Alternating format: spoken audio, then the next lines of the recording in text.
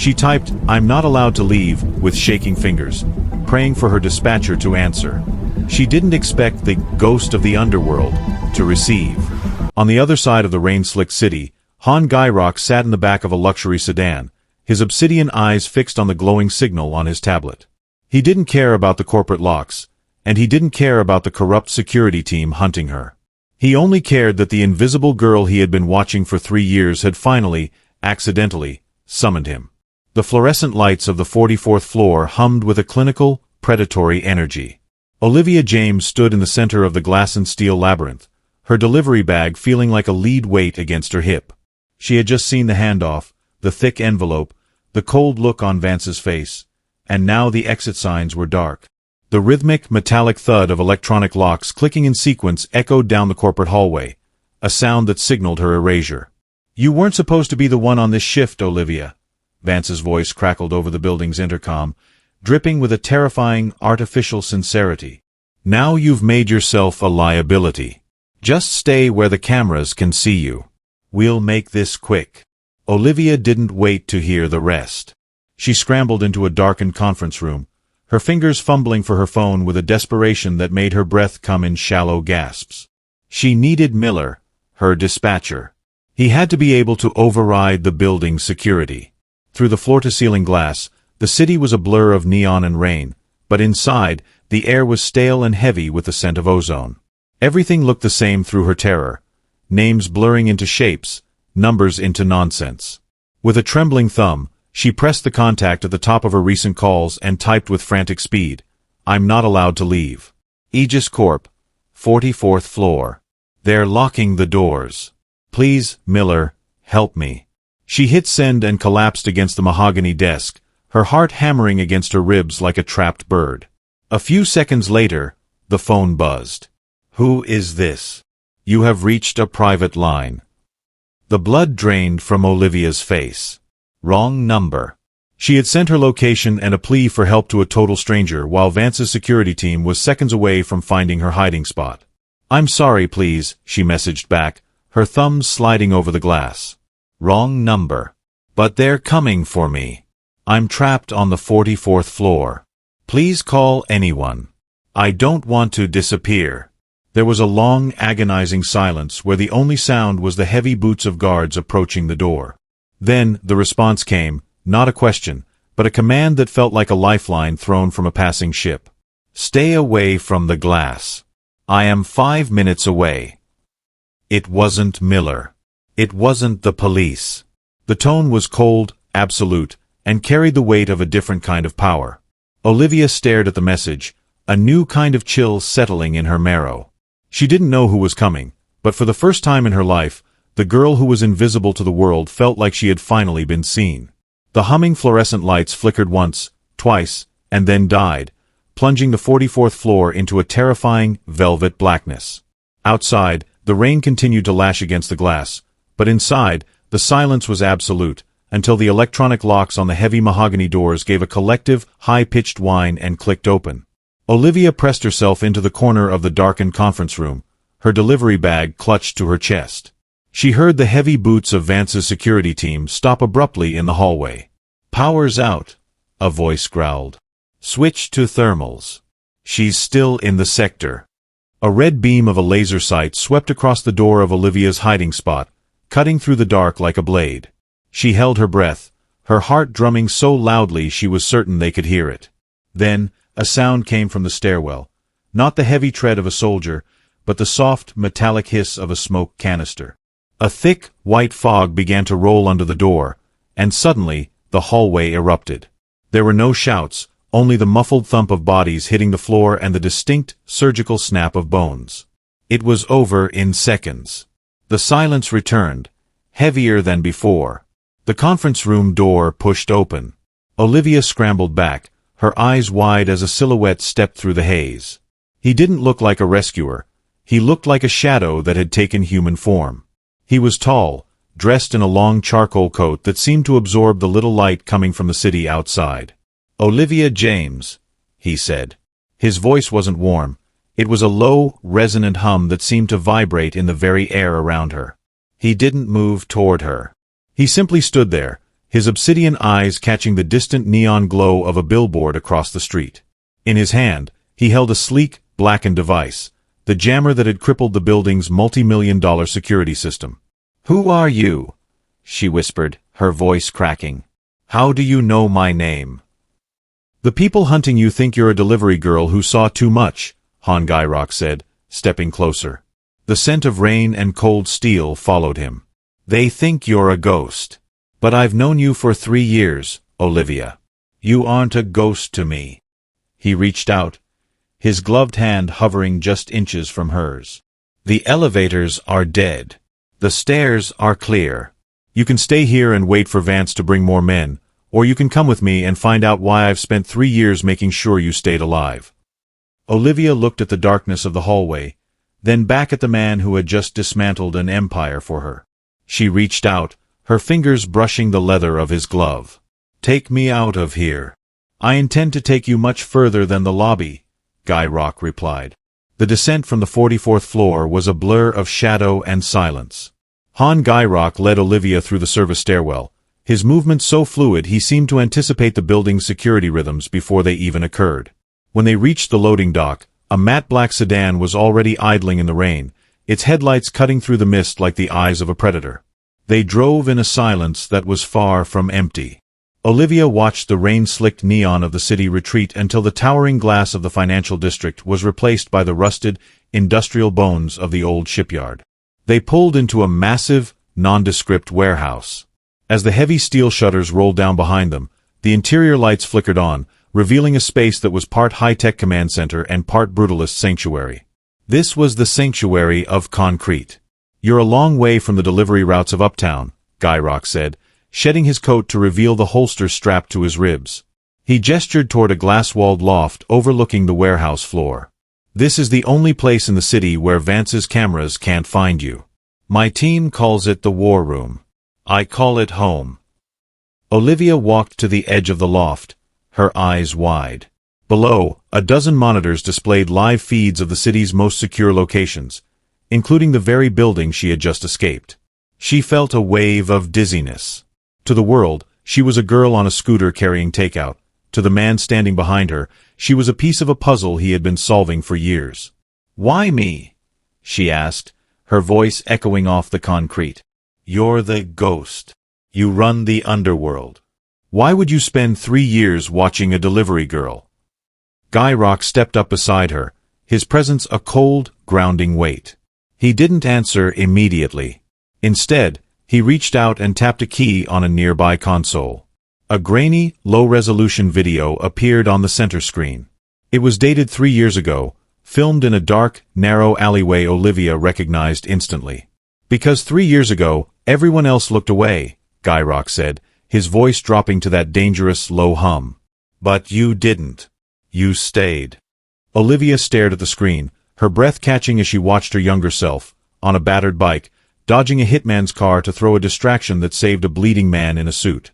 "You didn't just save my life that night, Olivia. You became the only person in this city I could actually see." He turned to her, his obsidian eyes locking onto hers. "Vance thinks he trapped you in that building tonight. He doesn't realize he just delivered the only thing I was missing." The grainy footage on the monitor flickered, a silent ghost from 3 years ago. Olivia watched her younger self, hoodie pulled low, bike wobbling, deliberately swerve into the path of a black SUV to block its line of sight. On the screen, a bloodied man stumbled into a side alley while the distraction gave him the 3 seconds he needed to disappear. "I didn't know who you were," Olivia whispered, her eyes fixed on the man on the screen. "I just saw someone being hunted. I thought I was just being a nuisance to buy a stranger time." "To the world, you were a nuisance," Gyrock said, stepping into the light of the monitor. The blue glow caught the sharp angle of his jaw. "To the assassins sent by the council, you were a glitch in the system. To me, you were the first person in a decade who didn't look at me and see a monster or a paycheck. You saw a human life worth a 3-second risk." He walked to a steel cabinet and pulled out a stack of delivery slips, hundreds of them. Olivia gasped. They were all hers. Every high-tip order, every safe route that had kept her away from the city's red zones for the last 1,000 days. You've been paying my rent, she realized, a chill running down her spine. Every anonymous, generous customer. Every route felt too lucky. It was you. A debt of life is not paid in cash, Olivia. It is paid in protection. Guy Rock's voice dropped to a low, dangerous vibration. Vance and Aegis Corp are moving tonight because they think the girl who saw their bribe is a nobody. They think you have no shadow. They don't realize your shadow is the ghost of this city. He stepped closer, his presence overwhelming the small space between them. I've kept you in the light for 3 years, watching from the dark. But Vance broke the rules. He pulled you into my world. He reached out, his gloved thumb tracing the line of her jaw where a faint red mark from the scuffle at the high-rise was beginning to show. Now, I am going to teach you why they call me a monster. And then, I am going to help you burn Aegis Corp to the ground so they never forget your name. Olivia looked at the monitor, then at the man who had been her silent guardian. The fear was still there, but beneath it, a new fire was sparking. She wasn't just a delivery girl anymore. She was a debt that had come due. The training didn't start with a weapon, but with a warning. Olivia sat at the edge of a steel workbench in the center of the warehouse, her eyes fixed on her phone. On the screen, the blue dot of her delivery app pulsed steadily, a heartbeat of data in a digital world. They aren't hunting you with dogs and flashlights, Olivia, Guy Rock said, his voice a low, cold vibration behind her. He reached over her shoulder, his hand large and steady as he tapped a command on his tablet. Suddenly, a second map appeared, overlaying her location with a series of red pings. Vance didn't just lock the doors. He hijacked the dispatcher's server. To Aegis Corp, you aren't a girl, you're a signal. And as long as you carry this, you're a target. Olivia watched the red pings move in real time, converging on the shipyard district. They're coming here? They're coming to where they think you are, Guy Rock corrected. He picked up a small, silver-backed device, a signal emulator. With a few precise movements, he synced it to her phone and handed it to one of his silent associates. Now, your signal is heading toward the docks. But you are going to learn how to be a ghost. He led her to a row of mirrors in the back of the gym, where the lighting was dim and flickering. The corporate fixers look for patterns. They look for the girl who runs when she sees a suit. They look for the girl who avoids the cameras. He stepped into the light, then vanished into the shadows with a fluid, effortless grace that made her eyes lose track of him for a heartbeat. To survive, you must stop acting like prey. A prey animal hides in a hole. A predator hides in plain sight by becoming part of the scenery. 4 hours, he moved her through the warehouse, teaching her the walk of the invisible. He showed her how to match the rhythm of a crowd, how to use the glare of a neon sign to blind a lens, and how to lower her chin so the shadows of a cap did the work of a mask. When she moved too quickly, he was there, his hand a firm weight on her shoulder, slowing her down. Don't look at the cameras, he whispered, his breath warm against her ear as he adjusted her posture. If you look at them, they've already won. You are a delivery girl, Olivia. You belong in the alleys. You belong in the rain. Use that. Let them see the uniform, but never the person beneath it. By the time the sun began to bleed over the horizon, Olivia's movements had changed. She no longer hurried, she glided. She didn't shrink away, she blended. She looked at her reflection, the hoodie pulled just right, the pace steady and unbothered. She wasn't the girl who had been trapped on the 44th floor anymore. She was a glitch in Vance's system, a shadow that Guy Rock was finally teaching how to bite. The digital humming in the war room took on a jagged, aggressive edge as Guy Rock's fingers flew across his console. Olivia stood behind him, her gaze fixed on the cascading lines of code that represented her old life. The signal emulator they had sent toward the docks was currently being pursued by 3 Aegis security vehicles, but Guy Rock wasn't looking at the chase.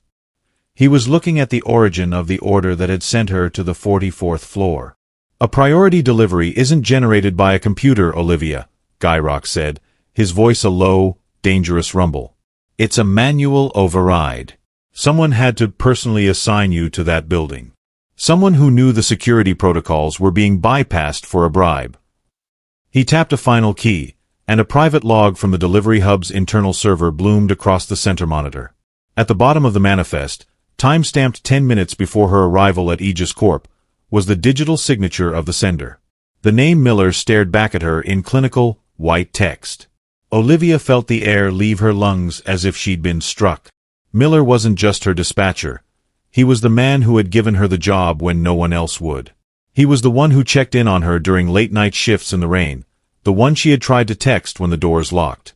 He told me it was a high-tip rush, Olivia whispered, her voice trembling. He said if I made the drop-off before midnight, he'd clear my late fees. He was my friend. He was a broker, Guy Rock corrected, his obsidian eyes narrowing as he pulled up Miller's bank records. Vance didn't just stumble upon you. He bought a delivery girl who was expendable. Miller didn't just send you to a building. He sold your location for $50,000. Look at the timestamp on the last message he sent you. Olivia looked. While she had been hiding in the conference room, praying for a miracle, Miller had sent a message to Vance. The package is on site. Clean it up. The betrayal was a cold blade in her gut, sharper than any fear she had felt in the high-rise. The man she had trusted to be her eyes on the street had been the one who blinded her. He's at the central hub right now, Guy Rock said, standing up and checking the slide on his sidearm with a terrifying, mechanical finality. Probably waiting for confirmation that you've been deleted, so he can collect the rest of his fee. He thinks you're a ghost, Olivia. I think it's time you showed him that ghosts can be vengeful. Olivia's hand tightened around the strap of her delivery bag. The nobody complex she had carried for years shattered, replaced by a cold, industrial fury. Miller had thought she was a product to be sold. He was about to find out that she was the one coming to collect. The warehouse air felt colder as they returned from the shadows of the dispatch hub.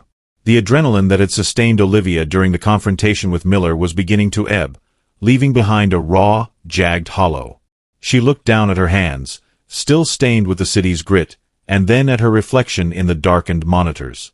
She was still wearing the neon-trimmed windbreaker of a delivery girl, a garment designed to be seen by traffic and ignored by people.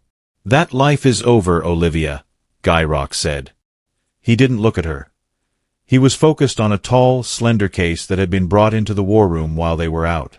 Miller tried to sell you as an object. Vance tried to erase you as a witness. Tonight, we change the narrative. He opened the case. Inside was a gown that looked less like clothing and more like a statement of war. It was a deep, shimmering obsidian, the fabric a high-tech silk that moved like oil on water. The neckline was sharp, architectural, and the sleeves were long and fitted, ending in points at the knuckles. This isn't just a dress, Guy Rock explained, his voice a low vibration as he stepped toward her. He reached into the folds of the fabric, revealing a hidden, reinforced slit along the thigh and a subtle, weighted hem that would allow for fluid, balanced movement. It's an armored weave. It will stop a blade and deflect a low-caliber round. But more importantly, it will stop them from seeing the girl who was trapped in the high-rise. Olivia reached out, her fingers hesitant as they brushed the cool, expensive material. It felt alien, dangerous and powerful. I don't know how to be this person, she whispered, her gaze lifting to his. Guy Rock stepped into her space, his presence an overwhelming force of shadow and steel. He reached out, his gloved fingers catching her chin, forcing her to look at herself in the mirror. You've spent your life trying to be invisible to survive. Tonight, you will be impossible to ignore.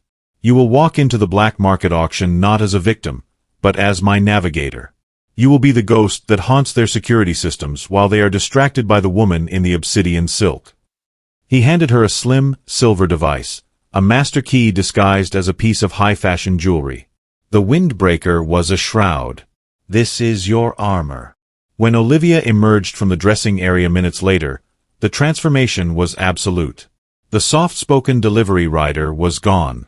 In her place stood a woman who radiated a cold, industrial elegance. The gown clung to her with lethal precision, and for the first time, Olivia didn't feel like she was hiding. She felt like she was finally armed. Guy Rock watched her, his obsidian eyes unreadable but intense. He reached out, adjusting the silver device on her wrist. Vance is looking for a girl in a raincoat. Let's go show him the Empress of the shipyard. The air inside the grand ballroom of the Aegis secondary headquarters was thick with the scent of lilies and the quiet, rhythmic hum of high-level corruption. This was the black market auction, a world where names were traded like currency and lives were liquidated for profit. Olivia moved through the sea of tuxedos and champagne flutes with a fluid, calculated grace that felt entirely foreign yet undeniably right.